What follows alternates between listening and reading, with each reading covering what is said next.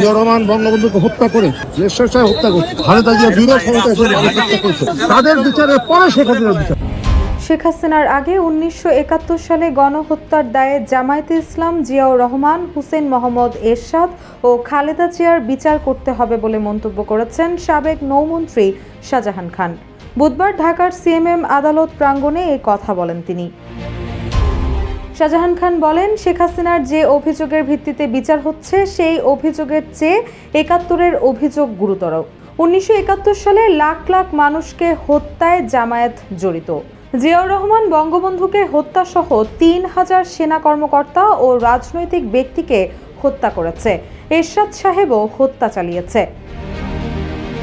তিনি আরও বলেন, খালেদা জিয়া 2 বার ক্ষমতায় এসে হত্যাকাণ্ড চালিয়েছে, তারাও গিল্টি। তাদের বিচারের পরে শেখ হাসিনার বিচার হবে। এ সময় তাকে প্রশ্ন করা হয় তিনি অনুতপ্ত কিনা। জবাবে শাহজাহান খান বলেন, অবশ্যই অনুতপ্ত।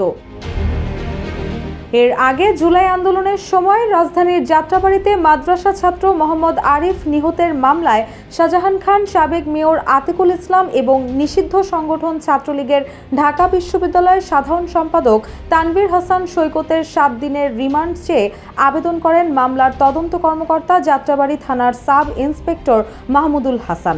আদালত তাদের উপস্থিতিতে রিমান্ড শুনানির দিন 23 এপ্রিল ধার্য করেন। এদিন শুনানিকালে তাদের আদালতে হাজির করা হয়। রাষ্ট্রপক্ষে ঢাকা মহানগর public prosecutor Omar Faruk Faruki remand মঞ্জুরের পক্ষে বলেন, হত্যা মামলা।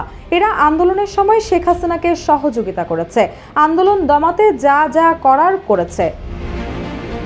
পরে শাহজাহান খানের পক্ষে তার আইনজীবী রিমান্ড বাতিলের আবেদন করেন। তিনি বলেন, শাহজাহান খান 8 বারের এমপি। এ সময় বিএনপিপন্থী আইনজীবীরা চিৎকার করে বলতে থাকেন, অবৈধ এমপি। তখন শাহজাহান খানের আইনজীবী বলেন, বিএনপির আমলেও তিনি নির্বাচিত হয়েছিলেন, তাহলে সেই নির্বাচনও কি অবৈধ ছিল? তিনি আরও বলেন, তার বয়স 76, বৃদ্ধ মানুষ, তাকে একাধিকবার রিমান্ডে নেওয়া হয়েছে। রিমান্ডে কোনো অগ্রগতি নেই। ন্যায় বিচারের স্বার্থে রিমান্ড বাতিল করবেন। আর এজাহারে উল্লেখ আছে পুলিশের গুলিতে নিহত হয়েছে। উনি তো আর পুলিশের কেউ না। রুশা সুর, জয় জয় দিন।